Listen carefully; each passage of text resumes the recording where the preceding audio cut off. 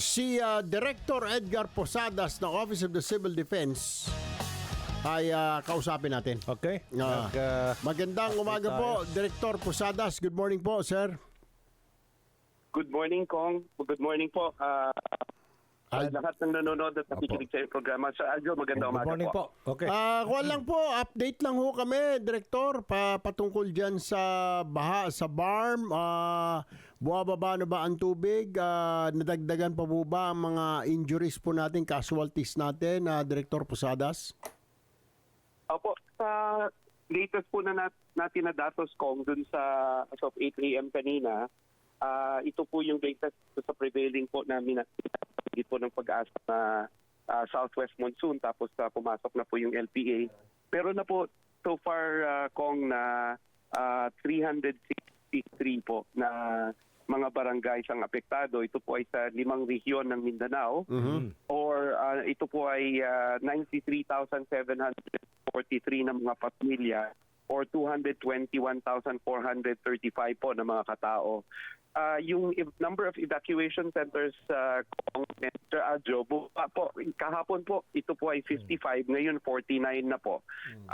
And ito po ay nag-cater sa 5,382 na mga pamilya, or 20,086 na mga individual po. Ang pinakamarami po dito, Kong, ay sa area po ng Region 9. Susunod po yung Region 12.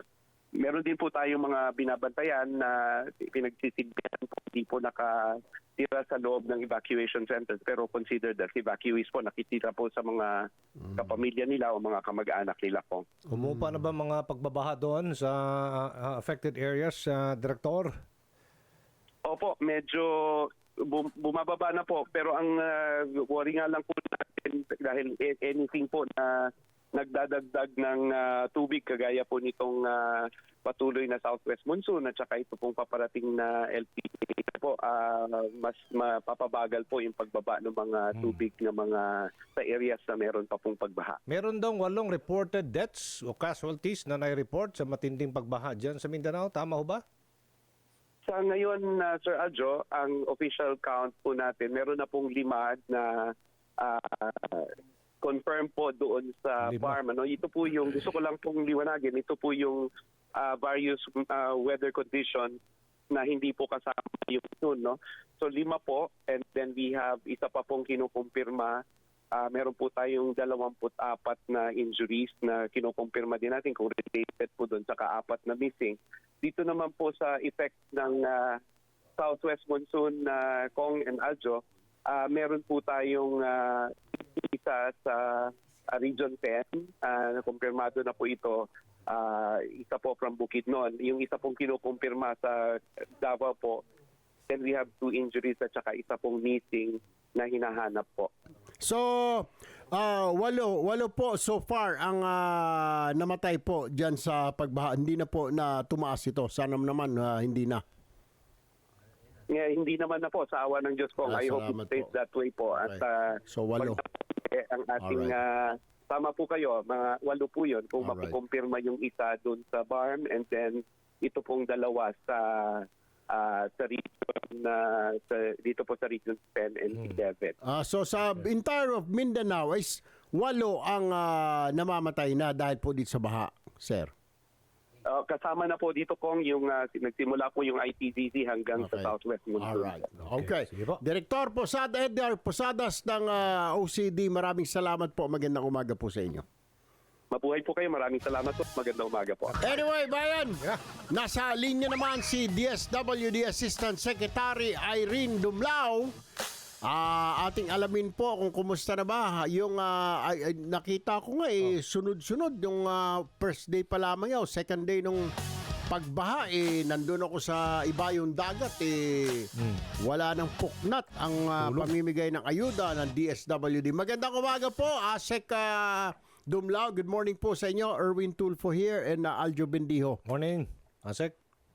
Hi, yes, magandang umaga po, Kong Erwin. Magandang umaga, Sir Aljo. And magandang umaga din po sa lahat ng sumusubaybay ng inyong programa. Ilan po bang sa inyong bilang ang apektado ng ikang pagbaha na ito dyan sa Mindanao. At I believe, second day pa lamang yata, nagbigay na ng instruction si Secretary Gatchalian kay Yusek Kahipe ng Disaster Management. Ilan na po ba ang naibibigay ninyo ng mga food packs ho dyan at mga gamit, mga bagay para sa relief operations ng DSWD, ma'am? Well, Kong Erwin and Sir Aljo, dalawang weather disturbances po no yung ating pong minomonitor.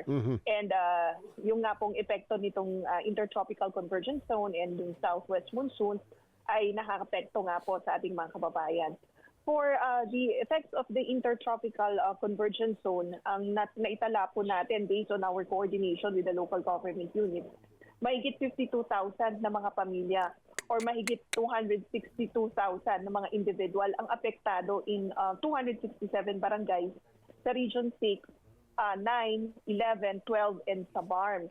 At tama po yung nabanggit nyo, immediately nga po nagtungo ang ating pong Secretary Rex Gatchalian, kasama po si Yusek Kahipe and our regional director, together with the Special Assistant to the President, si Anton Lagdameo Jr.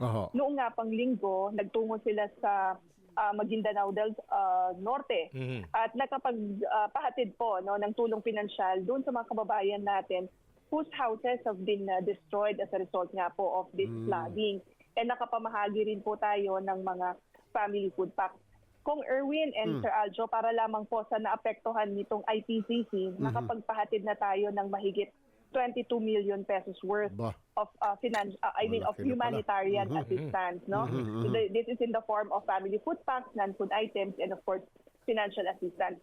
Para naman po doon sa naapektuhan ng na continuously being affected by the southwest monsoon, na kung saan mahigit 361,000 na mga pamilya. Yung apektado rin naman in Region 9, 12, and Bar. Diyan nakapagpahatid na po tayo kung initial na assistance na nagkakahalaga ng mahigit 7.9 million pesos. And ongoing pa po ito na augmentation support natin sa mga local government units dahil ang ibinilin nga po ng ating abuting secretary ay we-ensure natin yung seamless coordination with the local government units. Nang sa ganon, yung pong tulong karagdagan no, ay maaga nating maipahatid po sa kanila. Yun. Alright. Sec Irene Dumlao ng DSWD ay tuloy-tuloy pa lang ang ayuda. Maraming salamat po sa efforts po ng DSWD. Magandang umaga po sa inyo.